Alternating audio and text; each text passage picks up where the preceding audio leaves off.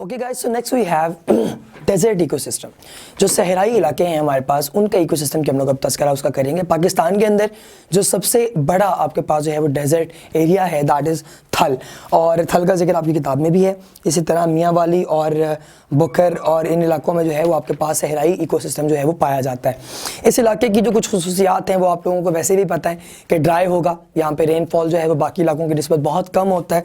तो इस तरह हमारे पास जो साउदर्न पंजाब एरियाज़ हैं लाइक फोर्टाबाद, बहावल नगर, यजमान, ठीक है कि सारे वो एरियाज़ हैं जहाँ पे जो है वो डेजर्ट इकोसिस्टम जो है वो पाया जाता है। सिंध के जो सिस्टम, जो आपके पास सिंध का जो डेजर्ट इकोसिस्टम है वो आपको कहलाता है थर। अच्छा, ये दो हैं, आपने ना इनको कंफ्यूज नहीं करना।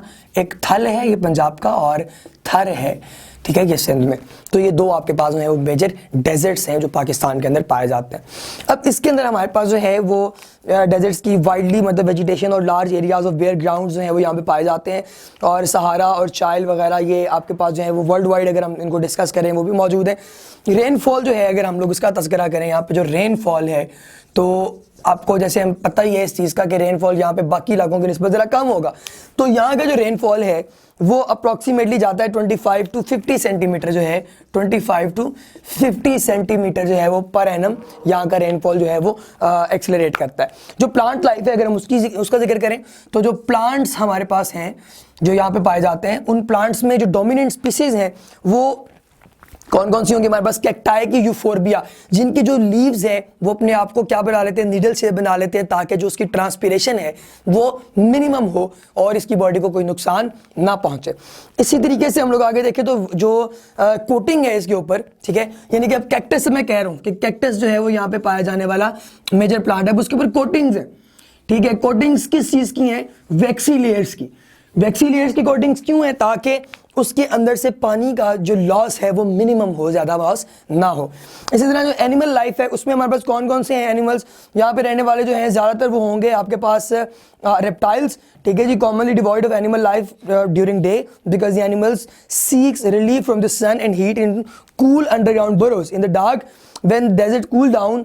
horned lizards हमारे पास जो है वो एनिमल्स में जो है वो यहाँ पे पाई जाएंगी, horned lizards, ठीक है जी।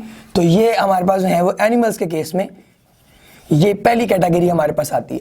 इसी तरीके से लिजर्ड्स के साथ साथ हमारे पास और कौन से ऑर्गेनिजम्स हैं? हमारे पास ऑर्गेनिजम्स हैं लाइक हमारे पास हैं स्नेक्स हैं, अदर। अच्छा, जो रेप्टाइल्स हैं ना, चूंकि आपको पता है वो विथस्टैंड कर सकते हैं एक हाई टेम्परेचर रेंज, जैसे कैंगरू रैट्स भी जो है वो यहाँ पे पाए जाते हैं, ठीक है जी।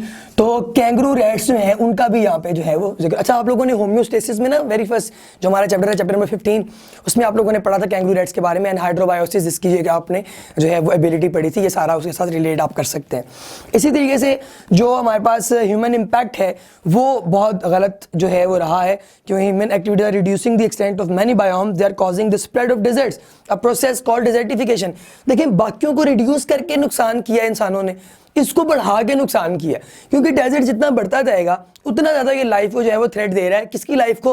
उन प्लांट्स की, उन स्पेसिफिक जो है वो जानदारों की जो कि वहाँ पे बेचारे पाए जाते हैं, उनकी लाइफ को थ्रेट्स हैं इससे।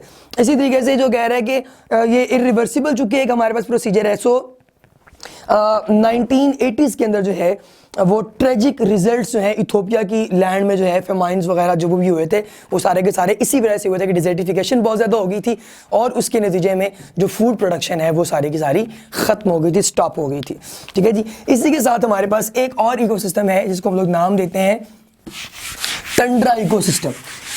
अब जो टंड्रा इकोसिस्टम है वो थोड़ा सा इनसे जो है वो डिफरेंट है, टंड्रा इकोसिस्टम, ठीक है जी। अब टंड्रा इकोसिस्टम हमारे पास जो है वो कहाँ पाया जा रहा है? लास्ट बायोम है जो कि पोलर आइस कैप पे पहुंचने से पहले होता है, और Arctic Tundra, a vast treeless region bordering the Arctic Ocean. It is used to describe the types of vegetation in treeless high latitude between taiga and polar ice caps. ये जो आपके पास है ना टंड्रा की आपको गिवन है diagram number 26.9 में। आप लोगों ने अक्सर अगर इंग्लिश मूवीज वगैरह देखें तो उनके अंदर आप लोगों को नजर आएगा कि जो टेक्सास वगैरह के इस तरह के एरियाज़ में जो शूट हुई होती हैं, उसमें लगातार वास्ट स्ट्रेचेस होते हैं जहाँ पे सिर्फ और सिर्फ आपको घास नुमा वहाँ पे जो है वो आपको हर्ब्स नज़र आती हैं जो कि फैली हुई होती हैं, सारे का सारा टंडरा है, ठीक है जी। और वहाँ पे जो है वो बहुत ज़्यादा आपको ट्रीज़ वगैरह भी जो है वो नहीं मिलते, इसी तरह ये अल्टीमेटली जाके कवर हो जाता है बाज़ दफ़ा आइस कैप्स के अंदर।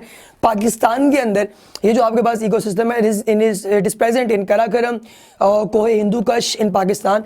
और इसके अंदर रहने वाले जो प्लांट्स हैं, अगर हम उनका तस्करा करें, जो प्लांट्स यहाँ पे रहते हैं, तो टंड्रा इकोसिस्टम के जो प्लांट्स हैं वो ना रेंज काफ़ी ज़्यादा वो उसके अंदर वो निकाल लेते हैं लचक अपनी टेम्परेचर की रेंज में। तो the ground is carpeted with small perennial flowers and dwarf willows no more than a few centimeters tall, often with large lichen called reindeer moss। ठीक है जी, reindeer mosses जो हैं वो यहाँ पे पाए जाते हैं। ये एक ऐसी स्पीसीज है जो कि बड़ी स्पेसिफिक होती है ग्रो करने में किसी खास इलाके में। इसी तरह जो हमारे पास है डक्स, गीज वगैरह, उनकी प्रोडक्शन के लिए जो है आपके पास न्यूमरस जो है वो फूड इंसेक्ट्स वगैरह पाए जाते हैं। Vegetation supports, lemmings which are eaten by wolves, snowy owls, Arctic foxes and even grizzly bears.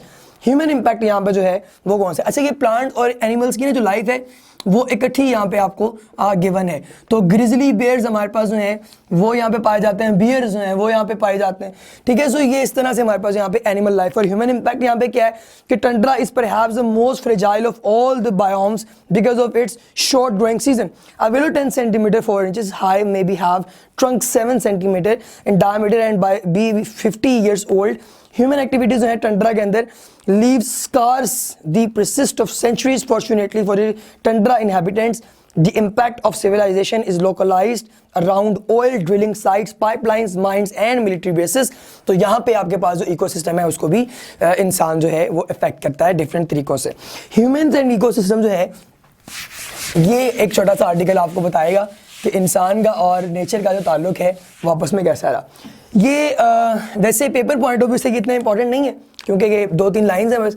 तो ह्यूमंस का इकोसिस्टम्स के साथ, ह्यूमन एंड इकोसिस्टम, ये इन दोनों का जो ताल्लुक है वो क्या बता रहा है बेसिकली बुक के अकॉर्डिंगली, वो हम देख लेते हैं। कहते एक्सपेंडिंग है ह्यूमन पॉपुलेशन की has left relatively few ecosystems undisturb. थोड़े से इकोसिस्टम है जो उसने छोड़े हुए हैं, बाकी डाइवर्स जो उसकी रेंज है वो सारी की सारी उन्होंने किताबें हस्ती से ही मिटा दी है क्योंकि वो जाते हैं अपने जानवरों के लिए, अपनी रोज़मर्रा की ज़रूरियात के लिए वो वहाँ से चीज़ें काटते हैं और उनको आगे इस्तेमाल में लाते हैं। इसी तरीके से जनाब यहाँ पे इकोसिस्टम जो है it is dominated by people tend to be simple, that is they have fewer species and fewer communities interactions than an undisturbed ecosystem। थोड़ी सी कम्युनिटीज ऐसी बची हैं जो कि अब इंसान से अनअफेक्टेड रहेंगे और कोई लोग जो खुद जो है वो सादगी पसंद होते हैं वो यहाँ पे जाके अपनी ज़िंदगी का गुजर बसर करते हैं। और अल्टीमेटली जो इन्वायरमेंट है इसको ठीक करने के लिए भी ह्यूमंस की ही रिक्वायरमेंट है, ज़रूरत है। लिहाजा हमें चाहिए कि हम इंडिविजुअल लेवल पे जो है वो अपनी इसकी बेहतरी के लिए हमारे इकोसिस्टम की इकदाम करें। This was all about this chapter. Thank you so much ladies and gentleman.